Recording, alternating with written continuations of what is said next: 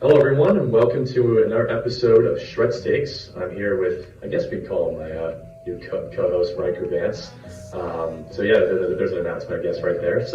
But we're going to talk a little bit about the round of 32 games, some games that stuck out to us, and also preview our thoughts about the Sweet 16, which has obviously been a lot different of the Sweet 16 I think anyone expected. Ryker, thank you so much for coming on. Hey man, it's my pleasure to be here. Third time, I guess, in the studio, feeling good, excited to talk Sweet 16. So let's get into some of the games from the round of 32 that I think were interesting to go off of. And I mean, obviously, the thing we got to start out with is the Princeton Tigers, right? Winning 78-63 over Missouri. Dominated them, beat them by 14 on the glass. I mean, they were up 20 at one point in the game. What were your thoughts watching Princeton as they go into a matchup with a Creighton team, which we'll talk about probably after this, that is really good?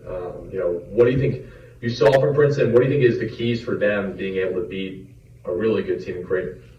Yeah, I mean, I was actually at the airport when Princeton was going toe-to-toe with Missouri, and I just was watching it on like one of the TVs at a restaurant, and I was shocked, man. I mean, no disrespect. I remember we talked about it. No disrespect to Princeton, but we thought they were going to lose in the first round. But to upset, the number 2 seed, and then to go on and beat another team, it shows that they're a viable team in the tournament. I do think Creighton is a monster that they haven't quite faced yet. I think their offense, the potential that they bring to the offensive side of the ball with Neymar. Nemhart. He's an absolute hooper. His brother was a hooper too back in the day. And then they got some size too. They got the 7'1" kid who played very well in that Missouri game, in the game. NC State. First NC State. So I think it's gonna be a tough matchup for the Tigers, but I'm excited that they're here, and I'd love to see a 15 seed in it. Yeah, I think for me at least, look, the kid Kalkbrenner, the big guy from Creighton, is, his biggest asset is that he's a great shot blocker. Like offensively, he isn't the most skilled, like his footwork is not the most sound.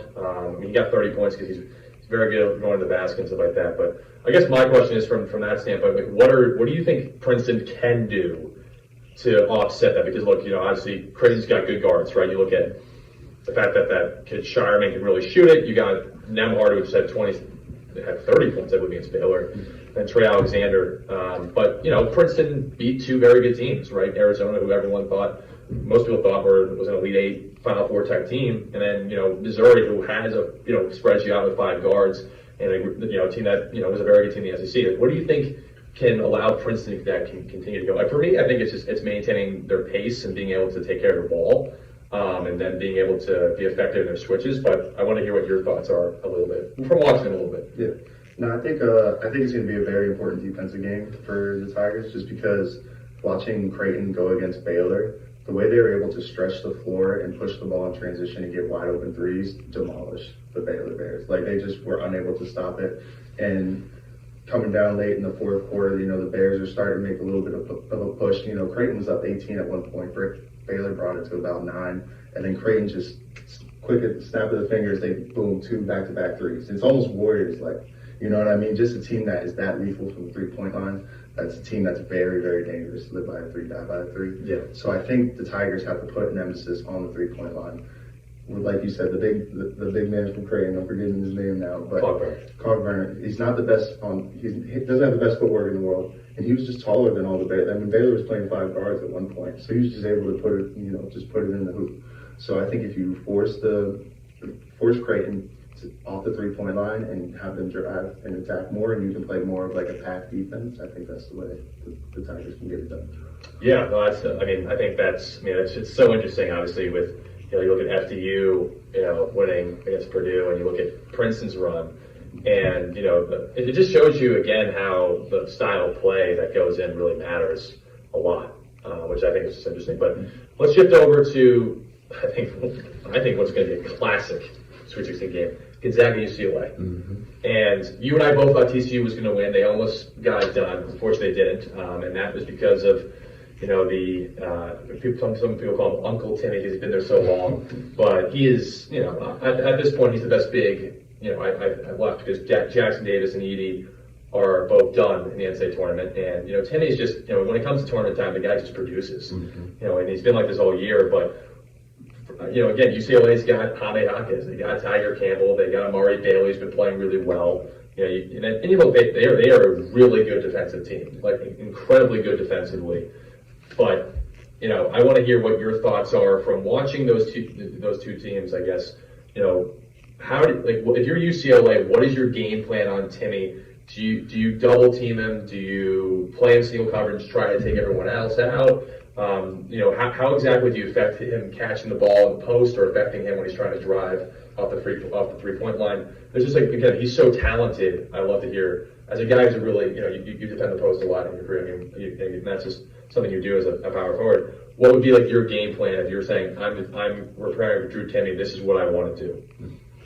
Yeah, Drew Timme is just one of those classic college Gonzaga bigs that just is so good for 4 years and is just dominates during his college career, and I absolutely love to see it. Huge shout out to him, man. He's fun to watch. But UCLA, I think they got a monster the post, and for those out there that might not know what that means, that just means a sharp double team right on the post, probably from an off-ball defender. And you make the post man have to pick it up and have to make another guy beat you. And I think that's what UCLA is going to have to do. They're going to have to monster the post, and then once Timmy's a very good playmaker. That's the most important thing to think about. So once he swings it out, UCLA has to do a great job of playing some scramble defense and getting rotations in. This is a game that I think Jalen Clark would be huge in. Right. But I think it's possible. I think it's fine. I've seen Drew Timme is an absolutely unbelievable player, but it is possible, I believe, to beat Gonzaga. I've had them going down to TCU mostly because I thought TCU was going to be able to figure it out, but it just all the credit to Drew Timme. I'm curious to hear your opinion on this as a once dominant post man yourself. What gives you the most trouble when you catch that ball on the block? What defensive scheme do you think UCLA should put into place in order to give them the best shot to win this game? So I like the idea of monstering the post, but I think it's when Drew is driving and then has his back turned to defender, because then when he spins back, the double's right there, as opposed to what TC was doubling him when he caught the ball, and he's very good at seeing the floor when it's happening, and he also catches it off the block. He's not a guy that really, unless he's pinning you right in the middle of the paint. When he catches the block, he's way off the block where he kind of can face you and take multiple dribbles.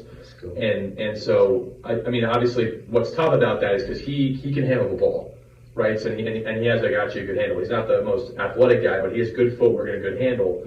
So when you give that guy an opportunity to where he can get into his moves in a one-on-one and stuff, right? But if you give him the opportunity to also see the floor, that's tough. But when he's trying to drive in the middle or he's trying to drive, his post-ups, when he spins back, that double team can be right there. I feel like that's going to be the way they can turn him over. Because he has proven to be a good passing big, but he also could, when you do that, he's proven to be turnover prone. Yep. And, you have to make guys like, I think you have to, completely shut down Strother because he's their one consistent shooter. Yep. And then you have to make the other guys beat. You have to make, I love Anton Watson. I think what he does as a utility guy is phenomenal. But he's not like an elite level 3-point shooter. Right? Nolan Hickman's very inconsistent. You look at, their team across the board, I think that's where the key is. And I think now let's go to the UCLA side. From my opinion, I look at UCLA from an offensive standpoint, and you have to be able to spread Gonzaga out because they're a bigger team than they are. Yep. And I think you have to put Jaime Jaquez in a lot of ISO situations where he can be able to go one-on-one. He's so hard to stop in one-on-one situations, and that's what they like to do. They like to just ISO him.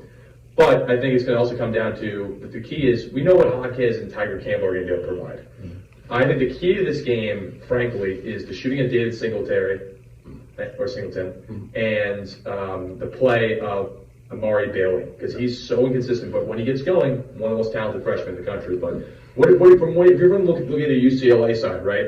If you're Gonzaga, what do you employ to try to shut down Jaquez? Because he's a guy that can shoot the three, get in the mid-range, can post you up, right? Take you to the basket. He's very fundamentally sound. What do you do? And then also, if you're UCLA, how do you combat that? What are you looking at? Because I think, everyone is looking at Gonzaga and saying they're maybe a completer team because Jalen Clark's not there for UCLA. But I want to hear what you think from that standpoint. Yeah, I mean, Jaquez I was watching the game against UCLA played Northwestern. Yes, they played Northwestern. And I was watching that game, and Jaquez has almost 1,800 career points for UCLA, and that is crazy. So that is just shows the skill set that he has from his freshman days in order to average that many points and score from all three levels. So he's a tough man to stop. I think it's going to be very important for Gonzaga to play within the gaps and kind of show him as many bodies as possible, similar to Drew Timme. Just because when you have the best player like that, you have to make other players feel as though that they have to beat you. You have to. At least you have to try your hardest to do so. But I think UCLA, and why I have UCLA winning this game in retrospect, is because I think UCLA has more talented guys behind Hawkins. I think with Tyler Campbell, Amari Bailey, as you mentioned, I think they have a more flashy kind of just push the ball and go get a bucket type of group. And I think that is going to, because both of these teams are so well coached, they have such good chemistry with one another, it's going to be a dogfight. And I mean, they're both out west as well. So there's even like a little bit of territorial, rivalry there. So I'm loving this game. I think it's going to be a great game. But I think UCLA has to really focus on trusting other guys. Hawkins has to focus on trusting other guys because he's going to get singled out without a shadow of a doubt. So I think he's going to have to work in Tyler Campbell, Amari Bailey, and those in his teammates, and I think they're going to pull it out. I don't know how you're feeling about it. Yeah, I'm sure we'll get to that. Yeah, I'll speak quick. I think UCLA is going to pull it out. I had TCU beating UCLA, but I think the defense of UCLA is just something different than the defense of TCU. TCU is a very athletic team, but I think again, UCLA, Mick Cronin's the one that is a defensive mastermind, so I like that, but. Look, I want to get to something that I've been dying to talk to you about, and that's because you picked this team and you saw, I think, their success where I didn't. I mean, I think I saw the success of UConn, but I did not see Arkansas in the sense I think that you did. Now, look, I got to give them credit. I think, they beat Kansas doing it their way. Eric Musselman, I don't know what it is about him in the NCAA tournament, he always finds a way to get it done. But I want to hear what did you see from Arkansas? And how do you feel about them going against UConn, who does look like, in my opinion, right now the most complete team right now in the NCAA tournament? But Arkansas beat a Kansas team that everyone was saying could win a national championship with or without Bill Self, right? So what did you see from Arkansas that made you think they were going to beat Kansas and maybe can make you think that they're a team that can go to the Elite Eight type deal? No, I mean, I think Arkansas has a lot of good pieces that within their starting lineup, especially Nick Smith Jr., I think he's an absolute baller. He didn't have the best game of this past game, but I still think he is an absolute legit NBA talent, one of the best freshmen in the country. You got Anthony Black, 6'8" guard, just a tough player to stop, a guy that can go get you a bucket and play solid defense. You got Jordan Walsh too, I believe he's a freshman or a sophomore. He's definitely an underclassman, and he's just a gadget guy. He plays incredible defense, energy guy. Something he brings everything to the table. And I think just with those freshman pieces alongside some older companionship and an Arkansas coach that has proven in the past that he can win at this level, I don't know. I'm looking through the season and the talent that they have. Sometimes they can just come together within a tournament, and I think it just was going to. I thought it was going to for Arkansas, and I'm glad I was right. I'm happy for them. I don't know. I mean, were you completely shocked to see Arkansas here, or? I mean, I'm wondering. I'm just, you know what I mean? Right. I mean, Kansas was a great squad, but, right? No, yeah, I think that's a great question. No, I wasn't totally shocked by it because Arkansas, was a team that really competed well in the Maui tournament to start the year. And, I knew what Ricky Council could do from a scoring perspective. He's the guy with 2 big free throws late for Arkansas, for those who didn't watch the game. But I think that the thing that I think jumped out to me is the fact that how Arkansas can take you off the bounce. We know the importance of trying to stop guys off the dribble, how tough it is to, when guards are able to get in the paint, get buckets at the rim quickly, especially because that opens up everything else, right? It opens up dump offs down low for bigs, opens up three-point shooting. And when you consistently are able to do that, your defense is going to be having to force to be in rotations. And Kansas, I think the problem is, again, is Grady Dick struggled. Didn't get many looks. And Eric Musselman said that was kind of his game plan. And I think that when they play a team like UConn, the one guy they can totally take away is Jordan Hawkins. Yes. Because they have the length to do it. And, but I think Danny Hurley's been proven, in my opinion, to be able to get shots from him. The reason why I'm picking UConn is because Adama Sanogo is dominating. And I knew, based on seeing him last year, where he wasn't as polished as he is now, what he could do. Did I see this? Not necessarily, because again, him and Klingon, that 7-2 big man that comes off the bench, have been kind of splitting minutes a lot of the year, and they've both been playing really solid basketball. I mean, Klingon's been a great piece off the bench, and Sanogo was a first-team All-Big East guy. But I think the reason I'm saying I wasn't shocked about Arkansas is because of the talent they have. But I do think UConn is a more complete team. They have a really deep bench, a really good team in terms of their offense, in terms of the assets they can go to. But I do think it's going to be a very close game. And the reason being that is because Musselman's a great defensive coach. He knows how to make great defensive adjustments. And again, they're a tough team to stop off the bench. Right? You have four guys in the court that can all kind of get a bucket.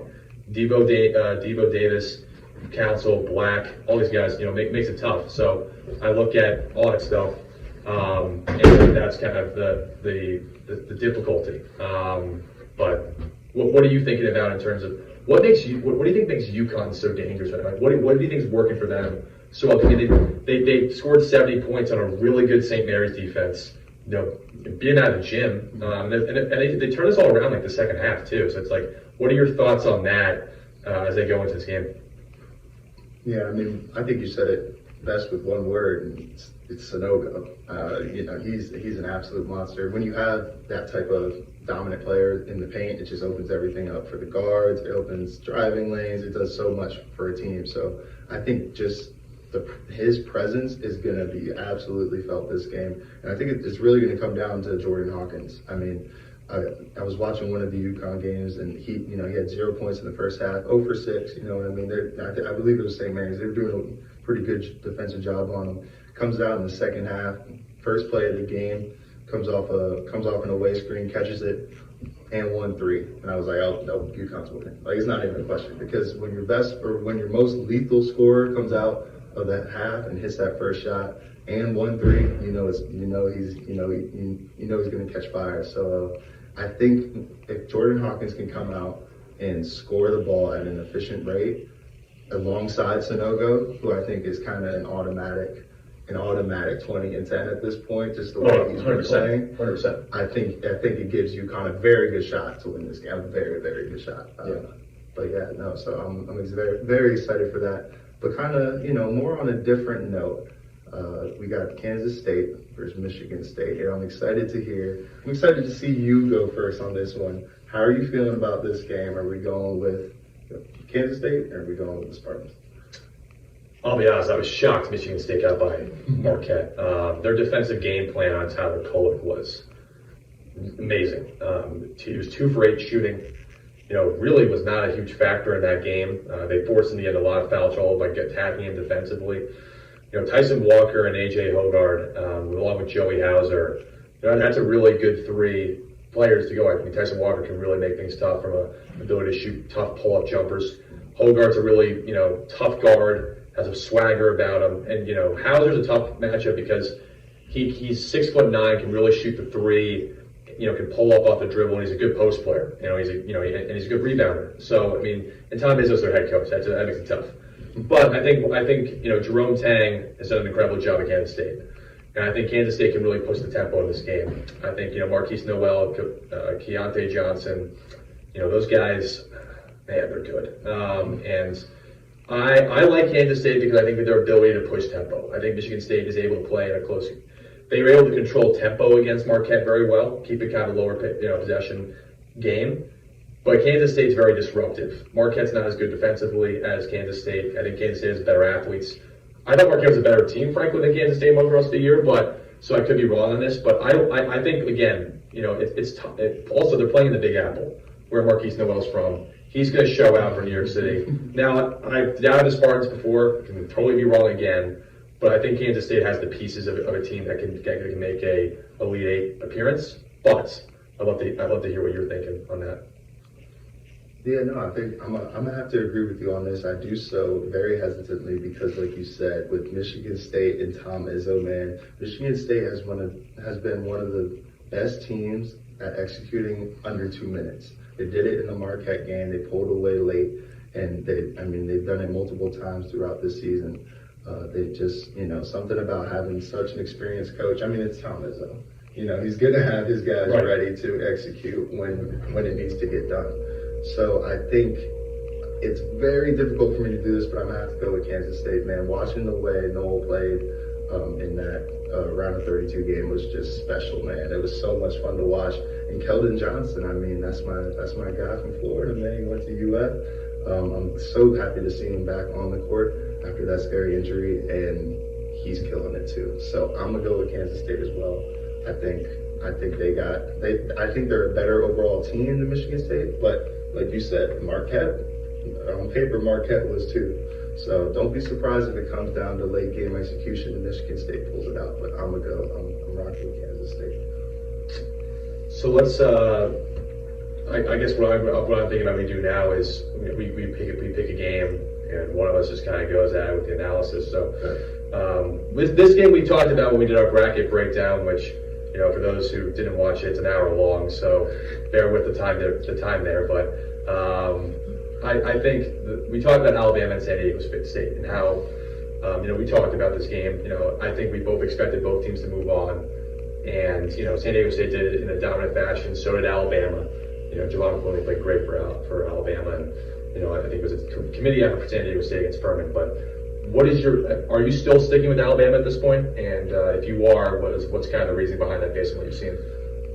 Yeah, I'm definitely still sticking with Alabama here, just because of the sheer talent that they have. I mean, Javon Quinley is playing like the player that most people expected him to be out of high school. He's one of the highest ranked point guards out of high school, and I think he always had that potential. He definitely always had the skill. I just think now he's found the right fit in Alabama. Mm-hmm. And last year he got hurt in the tournament, so I'd love to see him playing so well this year. And then you look at a guy like Brandon Miller who on any given day can give you 20, 25, 30. And I think San Diego State showed something. I mean, we expected them to come out and play absolutely hard, and they outclassed both of their opponents. But I think Alabama's just too big of a 2-3-headed monster for San Diego State to overcome. Yeah, I'm gonna agree with you there. I guess I'll take the Miami-Houston one. And Miami dominated Indiana, doing it their way, fast-paced, disrupted defensively on Trace Jackson Davis, and they kind of took everyone else out of the game. Jalen Hood-Schifino was a non-factor, Miller Kopp non-factor. You kind of go down the line. Besides Trace Jackson Davis, everyone else was kind of a non-factor. The bench in Indiana did nothing. Like, they think they scored 2 points total. And, Miami, that's how they're going to win, right? They're a team with Norchet Omir, who's been he was injured, unfortunately, in the ACC tournament against Duke. But since he's been back, he's been averaging 10 points and 15 rebounds. Huge, right? You look at Isaiah Wong, you look at all these guys, right? They're a team that, plays well together. I still think the way that Houston played in their game against Auburn, they blew them out. They played their game. And, having Marcus Sasser there makes a huge difference for me. And, his ability to score, they have other guys who can really make plays. Tremont Mark, Jarris Walker, you can go down the line, Jamal Shed. But I think Houston's going to win that game. I just think that's where I'm leaning on that one. Yeah, I assume you agree. I mean, if you don't, you can feel free to chime in. Well, we haven't talked about the Tennessee game yet, so we won't mention my Dukies. But I originally had Houston making the final and losing to Duke, so I do have there now my pick to win the NCAA tournament. And I think the game against Auburn, they went down at half. They were down 10 at half, I believe. Yeah. And just to come out in that second half and just they just showed that they were the better team. To be honest, I mean, you got Sasser back, and he is just such a threat when he's on the court, and he just makes everyone around him better. You got Jarris Walker, who it proved to be an elite defender on Johnny Broom, one of Auburn's big time big men. And I think they got a lot of dogs on Houston, man. And I think they're going to keep rolling. I think Miami's going to give them a game. I really do. I think there's a lot of talent on that Miami roster, and I think they proved it winning the ACC regular season. But I got Houston winning it as well. Let's go to you. What are your thoughts about Tennessee, Florida Atlantic? I mean, Tennessee, I was shocked they beat Duke. Held Duke to the lowest total of points they've ever had in the NCAA tournament, 52 points. And that kid, Olivier, I forgot about that last name, the kid from Finland, 27 points. He was only averaging like 10 coming into the game. But Florida Atlantic, big win against FDU, came out late game in that one and kind of won the game. I'm taking Tennessee in this one. I just think that they're a better defensive team, a bigger team as well. But FAU is very good. So I mean, again, FAU just because you're from Florida, you're kind of more aware of the school than I am. That just makes sense because you're from the state. But in a sense, who are you looking at in this game, as the victor, and what do you think is going to go in? You think for both teams winning this one? Yeah. No, I mean, I'd love to see FAU in the Sweet 16, man. Shout out to the Owls, man. Shout out to the Owls. But I think that FAU versus FDU game was very entertaining. Both teams making big time shots and big time moments. The last 6 minutes of that game was just big shot after big shot. Awesome time, and I just love to see like mid-major, even to lower quote unquote lower major schools. They got players, man, and they proved it. They proved it on the biggest stage possible. So I love that FAU's in the Sweet 16, but I've watched every painstaking minute of that Duke versus Tennessee game, man, and Tennessee just got into Duke's grill. I mean, we were unable to dribble the ball without a Tennessee guy just affecting the basketball, just to a point where it stalled our offense completely. I mean, Duke had 21 points at half. It's the lowest halftime score Duke's ever had in the tournament. So I mean, they just completely locked us up, and Duke had a very good second half. We were shooting at one point like 65% from the field, and Tennessee was still 8-10 points ahead because they were doing the exact same thing on the offensive side. I forget his name, but their point guard absolutely controlled the game, absolutely controlled the tempo. Scobie absolutely killed us. And then I don't know how to pronounce his last, but Olivier, the power forward for Tennessee, for those who are watching. Power forward for Tennessee from Finland. I mean, the way we could not keep the ball in front of us, especially with the point guard. So we went into a 2-3 zone, and the way he was able to identify the weak spots in the zone, get himself open, and then just hit wide open shots.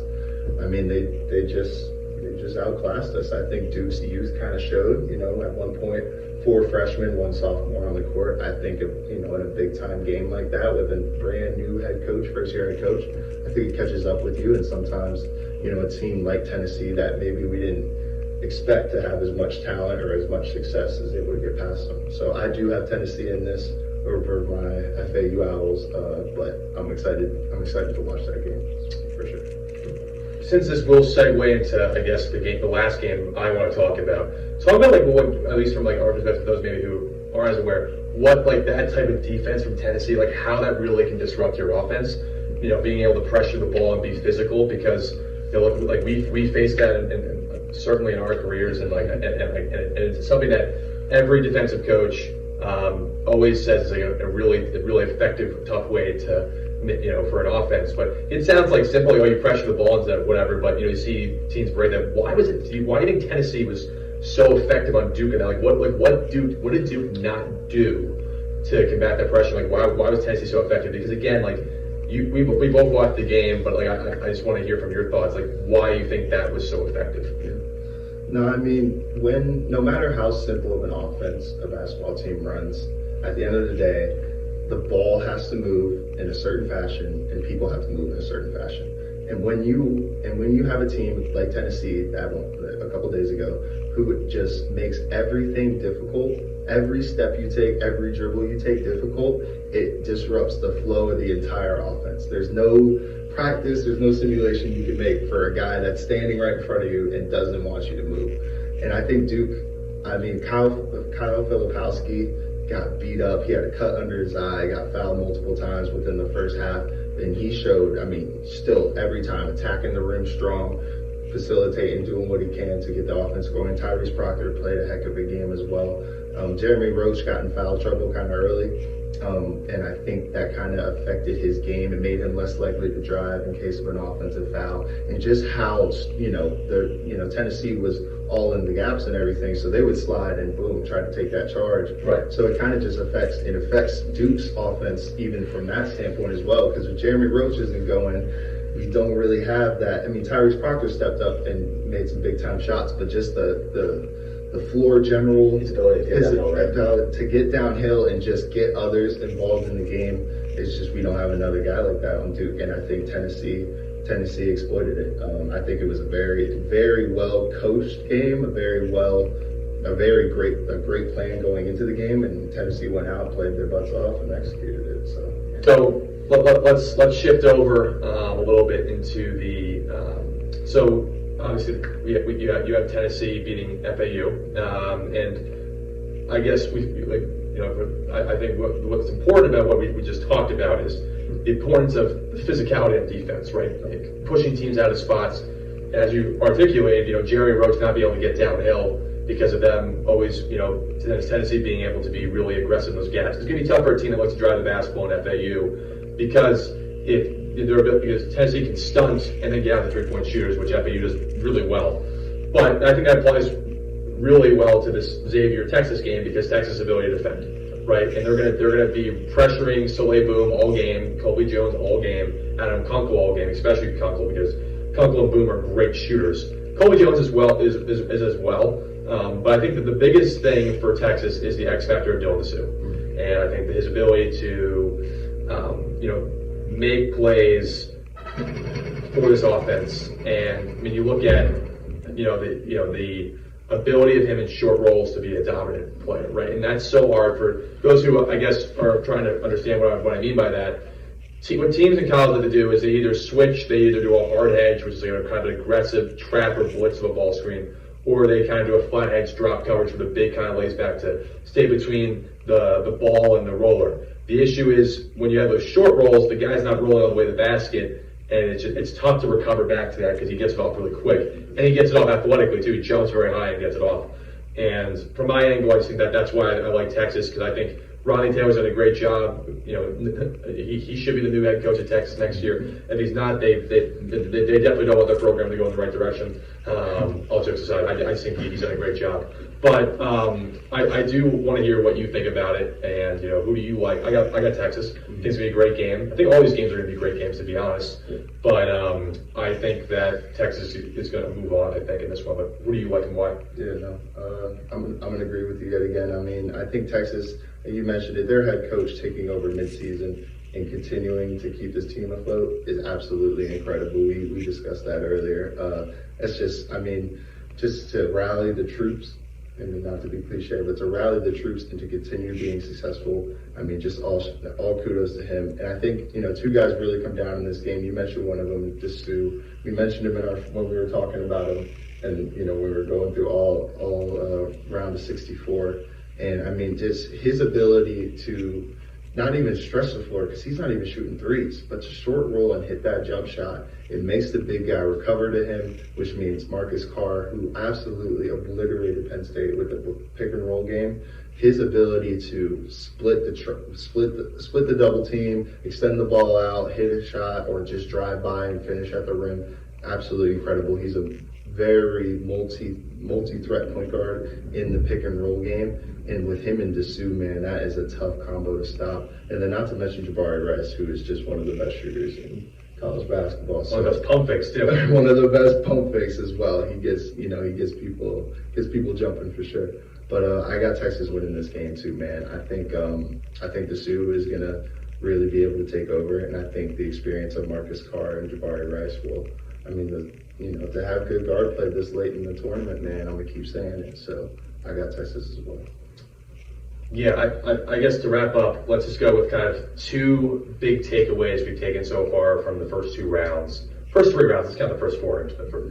But I guess for me, first two things I've taken in is I think how for real UConn has looked, and obviously the magic of the upset, right? You look at, multiple teams getting upset, and Princeton being obviously the forefront of that, FDU being the forefront of that. But you look at Furman, you look at other teams across the board, like FAU winning, and you look at Arkansas over Kansas, and all these different things. Michigan State over Marquette. I just think you have to look at the fact that UConn looks like they're for real in the magic of the upset, which is, ruins everyone's brackets, ruins everyone's fun for the bracket. But I do think that that's what makes this tournament the best tournament out there in sports, because it's just like the ability to win one game is just so special. But what are your two takeaways, you would say? I would say my first takeaway would just be the importance of having a tournament experience. I mean, you're looking at teams that are mostly freshmen, or at least the people that consume the most playing time are mostly freshmen. Most of the teams are out. So I think, having a couple talented freshmen here and there never hurts. But I think having a core group of guys that have been there before, in a system and a coach that has been there before, has proven yet again to be very successful in the tournament. And I think, you kind of mentioned it earlier with the upset madness, but, it's kind of that any given Sunday mentality, man. I mean, basketball is a beautiful game, but at the end of the day, if one team is just putting the ball in the basket at a better rate that night, that's, what I mean? That's all you need to win. It's, win or go home, one and done. So I think that's what makes college basketball so thrilling. It's what makes March Madness the spectacle that it is. And I'm so excited to watch Sweet 16 and Elite 8 this weekend. So yeah. Well, for everyone out there, Ryker and I will be definitely back after these Sweet 16 games, talking about more of this stuff. We'll probably be talking about it kind of throughout the tournament. And just know this guy's become my new basketball co-host. So anything college basketball league going on, anything when we get to the NBA playoffs going on, he and I will be on together discussing it, which I'm really excited about, and obviously really appreciated it, and everything like that. But make sure to subscribe on YouTube, Apple Podcasts, Spotify, and look out for more episodes coming soon. And excited to keep giving you guys this content. Have a great one.